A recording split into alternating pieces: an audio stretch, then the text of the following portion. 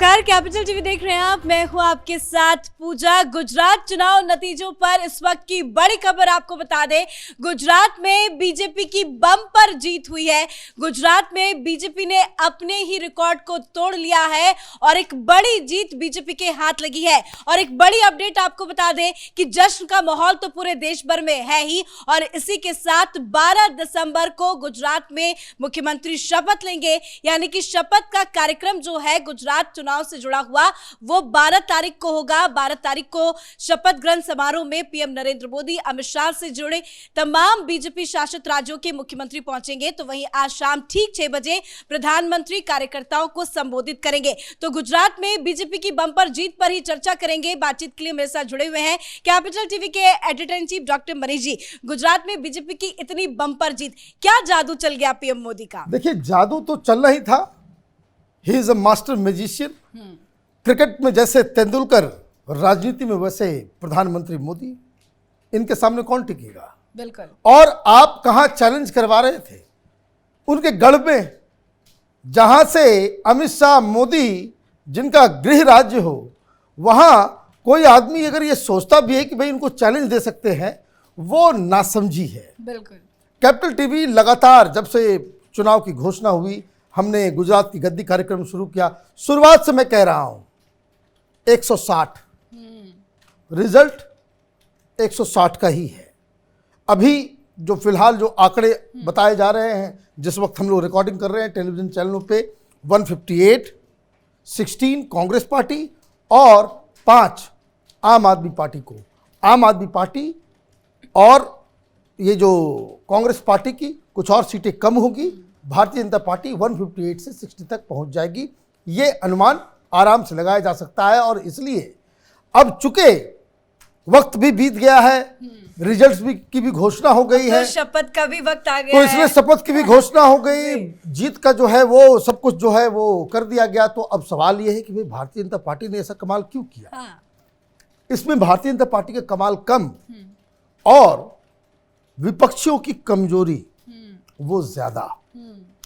राहुल गांधी को धन्यवाद देना चाहिए कि उन्होंने गुजरात को बिल्कुल नेता विहीन कर दिया। आपके पास अच्छे अच्छे लोग थे। पिछली बार चुनाव में जिन जिन इलाकों में और जिन जिन कम्युनिटीज का आपका साथ था, इस बार साथ खत्म हो गया। क्यों? क्योंकि आपके बड़े बड़े लीडर्स चले गए। पिछली बार बिल्कुल इलेक्शन ऐसा लग रहा था कि कांग्रेस पार्टी दम लगा करके उसमें कॉम्पीट कर रही है। हार्दिक पटेल, अल्पेश, मेवानी, कांग्रेस पार्टी के पुराने लीडर्स, एक दम खम नजर आ रहा था। इस बार राहुल गांधी की वजह से राहुल गांधी को वामपंथी ज्यादा पसंद आ गए, कांग्रेस के लीडर्स पसंद नहीं आ रहे। आपने गुजरात को खुला छूट आपने बीजेपी को दे दिया, प्रधानमंत्री मोदी और अमित शाह को, कि भाई जाइए, आपको जो करना है आप कीजिए।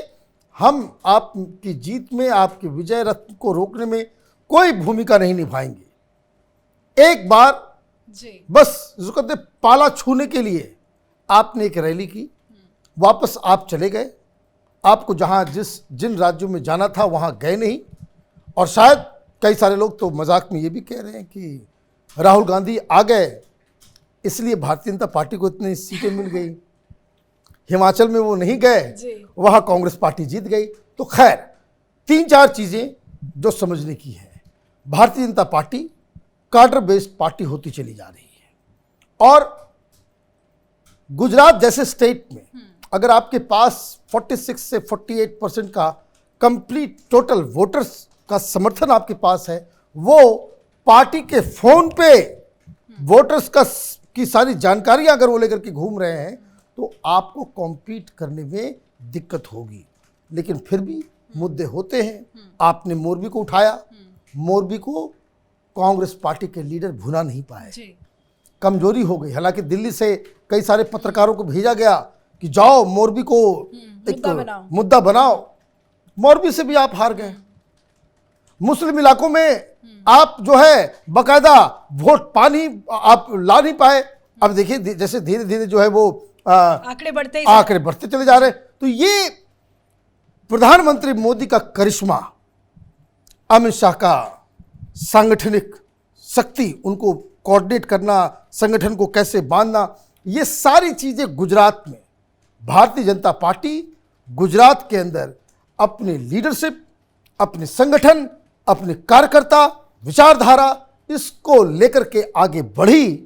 कोई कंफ्यूजन नहीं था, उसका ये नतीजा है। लेकिन वो क्या अहम मुद्दे हैं? विकास का मुद्दा है, पीएम मोदी चेहरा है, अमित शाह की मेहनत है, या क्या वो महत्वपूर्ण मुद्दे माने जाए जिस वजह से जो नतीजे हैं बिल्कुल मतलब उन्हीं ने बीजेपी ने ही अपने ही रिकॉर्ड को तोड़ दिया? देखिए, प्रधानमंत्री मोदी विकास के एक पूरक बन गए हैं। जी, मोदी मतलब विकास। एग्जैक्टली। तो इसलिए आप देखिए, जो लोग भी कहता है, मैं देख रहा था बहुत सारे चैनल्स जो बीजेपी के खिलाफ भी जाते हैं, वो लोगों से पूछते कि भाई किस मुद्दे पे वोट दोगे, तो वो कहते विकास, और विकास सुन करके वो वापस चले जाते कि विकास का मतलब भारतीय जनता पार्टी। जी। ये आइडेंटिटी बना लेना कि आपकी पार्टी गुड गवर्नेंस, विकास करने वाली पार्टी है, उसका नतीजा ये है।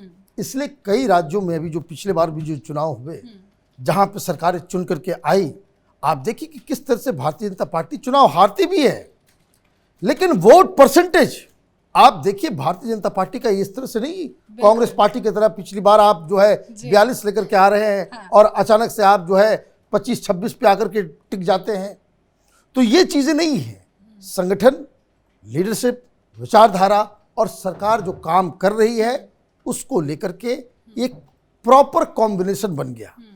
तो चुनाव तो टफ हो सकता था, लेकिन दो फैक्टर, जैसा कि मैंने बताया कि एक कांग्रेस पार्टी, उसके लीडर राहुल गांधी, और कांग्रेस पार्टी ने जो बिल्कुल, आप बताइए, मुख्यमंत्री का कोई चेहरा नहीं, 2 दिन की आई हुई पार्टी, जुम्मा 4 दिन हुआ नहीं गुजरात की राजनीति में, जी। और 5 सीटें आ रही हैं। आप ये देखिए कि आम आदमी पार्टी मुख्यमंत्री का चेहरा बना दिया। जी। हालांकि वो हार गया, वो अलग कहानी है, लेकिन उसने तो किया।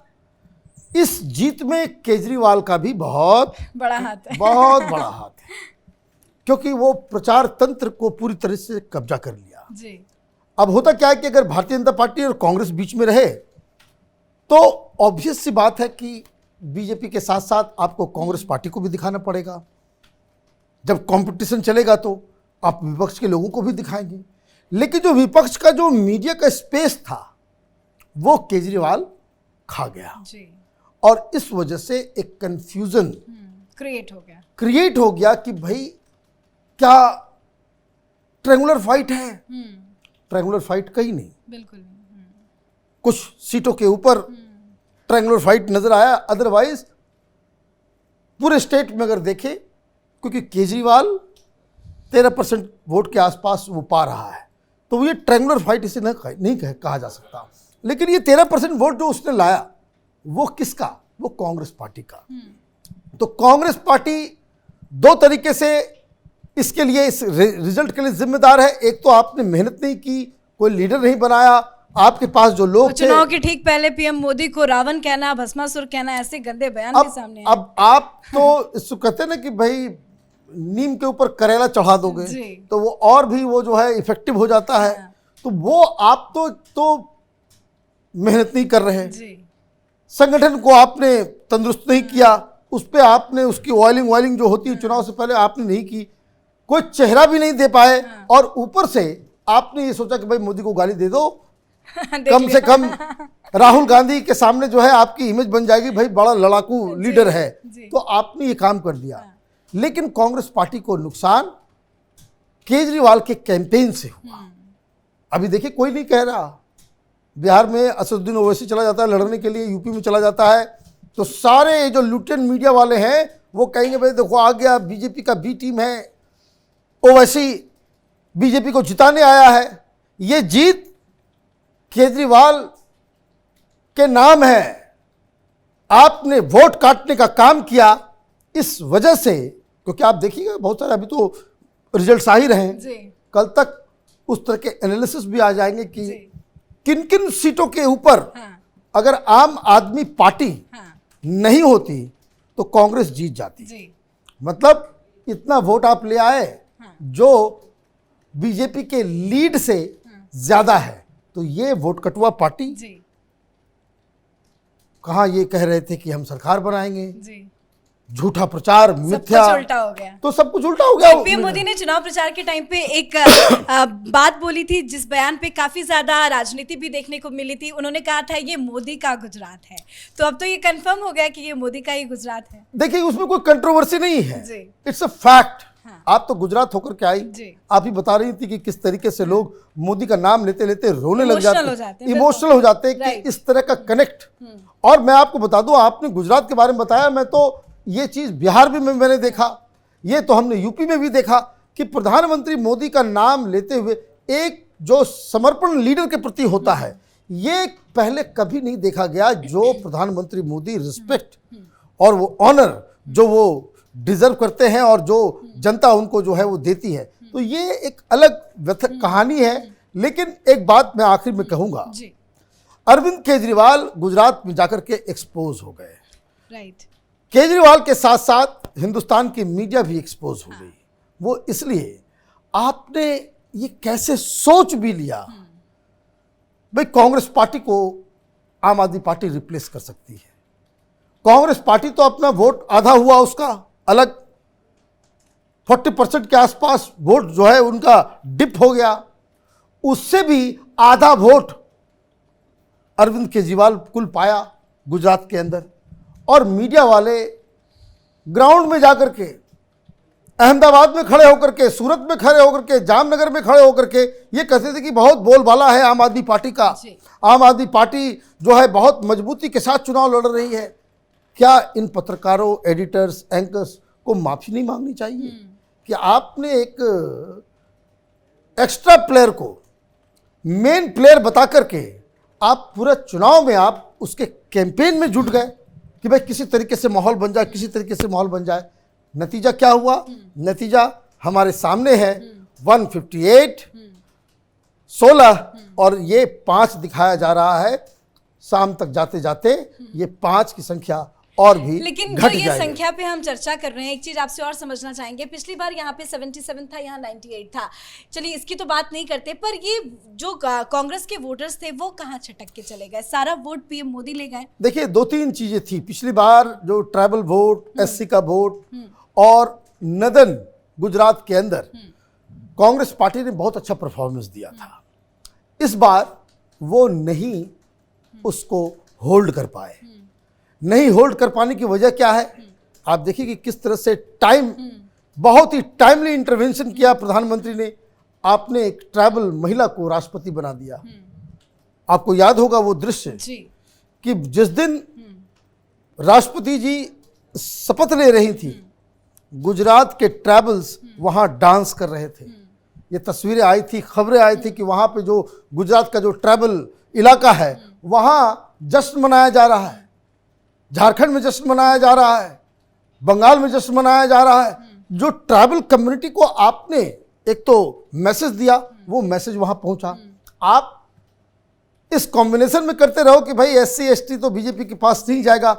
ये लोग काम करने वाले लोग हैं, और जिस तरह की मेहनत प्रधानमंत्री मोदी ने की, तो वो भी एक बड़ा फैक्टर था। बड़ा फैक्टर है। इसी बीच बड़ी खबर बता दें, अमित शाह ने ट्वीट किया है। ट्वीट करके सभी को धन्यवाद कहा है। अमित शाह ने ट्वीट करके लिखा है, इस ऐतिहासिक जीत पर गुजरात की जनता को नमन करता हूं। प्रधानमंत्री नरेंद्र मोदी जी के नेतृत्व और जेपी नड्डा जी की अध्यक्षता में मिली इस भव्य जीत पर मुख्यमंत्री भूपेंद्र पटेल को बधाई देता हूं। तो कहीं ना कहीं अब धीरे धीरे जो बधाइयां हैं वो भी आनी शुरू हो गई हैं, बयान भी आने शुरू हो गए हैं। शाम को 6 बजे पीएम मोदी कार्यकर्ता को संबोधित करेंगे। देखिए एक बात और मैं बताता हूं, एक बीजेपी के इनसाइड स्टोरी के लिए भारतीय जनता पार्टी ने गुजरात में एक नया एक्सपेरिमेंट किया।